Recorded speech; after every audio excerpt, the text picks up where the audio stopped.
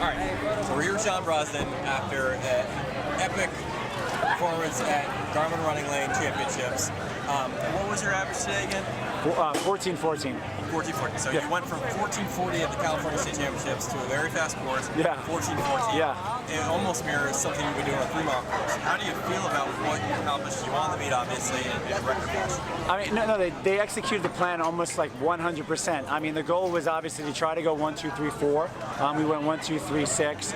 But, you know, obviously there's great runners out there. They did what they had to do. The first mile was a little slow. They said the footing was good. It got a little soft on them, so it's hard to control the first mile of what pace you're at. So we really wanted to be 14:25, but not a big deal. They were able to get out and push that last mile, I think low 4:20s. And at a 2K, they made a big push. I think they put a hurt in everyone. And then I was standing at like 2.2, and then they grinded up that hill, and then that's where they dropped everyone. And then we were sitting 1, 2, 3 pretty good right there. And you know, my fifth ran 14:44, and yeah, we're happy with it. That was right where we thought we'd be.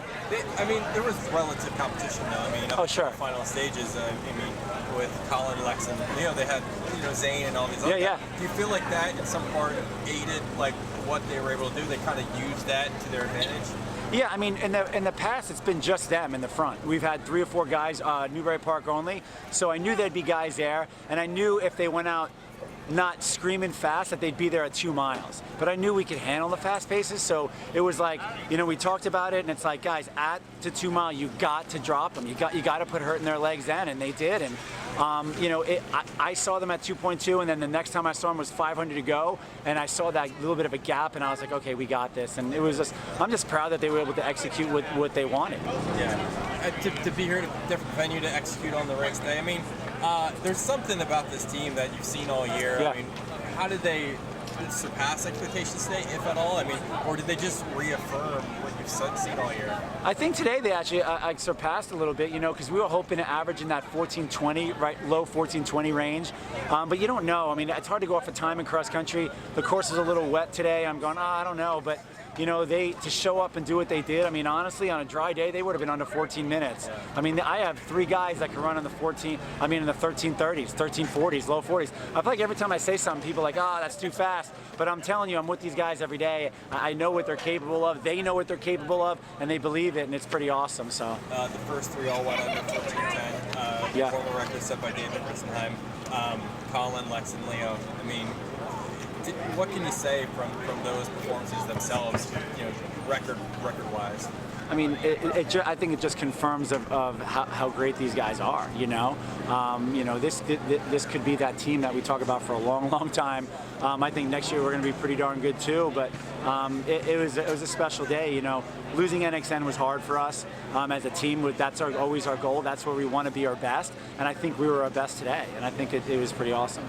And I think you said before you came in here you wanted to face them. The reason you came here is because you wanted to compete with other teams. Yes. Right. And you think you got what you came for, essentially? Yeah, I mean, I think, and then pretty much all the best individuals we hear. I mean, granted, maybe 1 or 2 that had chose Foot Locker. I just really believe that.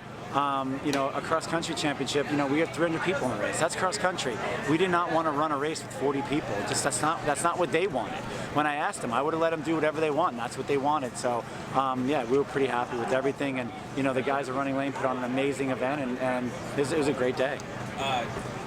Last question. I mean, you are 2 for 2 in the last 3 years, 2019, now 2021. You have a good team coming back. What maybe do you foresee in the future, at least in cross country? Because you have almost all these guys back besides Colin and Dave. Yeah, I know. We're going to be in the top next year too, and the goal is to do extremely well at the national meet next year, and you know, see who has it. You know, we want to win a title. You know, we got one in 19 last year. There was no official one, and this year we have this, and we want another one next year, and we're just going to keep pushing. And I think there's going to be some great things to come in track and cross country next year. It's going to be awesome. Any big lessons this year, personally or as a team? Anything? I don't know any lessons. I think we learned lessons throughout the whole year. Sometimes I think if people saw behind the scenes things, they wouldn't think it's as easy as just having everyone you know, 100% every day, illnesses and injuries and different things you got to work through. But, you know, these guys were really mentally tough all year, and they took a lot of criticism too. And I think it shows how mature they are. Thank you, Sean. Yeah. Congratulations.